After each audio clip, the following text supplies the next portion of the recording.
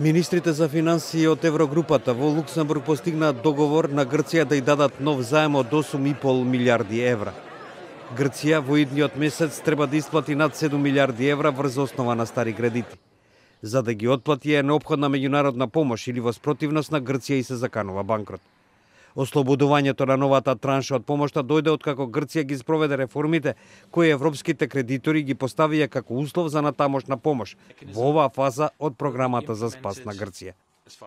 And I'm glad to announce that we have achieved an agreement on all elements, conditionality, the debt strategy moving forward, and IMF participation. Директорката на Меѓународниот монетарен фонд Кристин Лагард, која учествуваше на состанокот, изјави дека очекува фондот да ги исплати парите во почетокот на идниот месец. What has happened today in relation to Greece?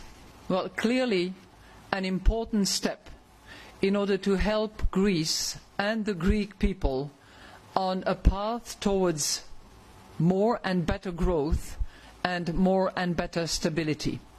Евроминистрите решија да остават настрана дискусијата во врска со одлуката за отпишување на грчкиот долг.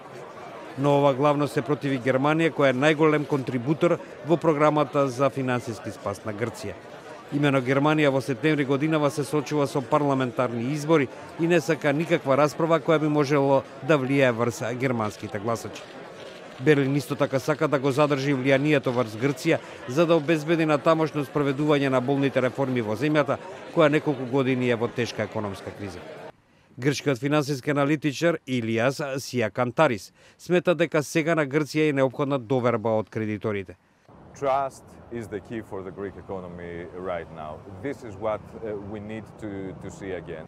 Невработеноста во Грција во последно време опадна на 22%, но се уште е највисока во рамките на еврозоната.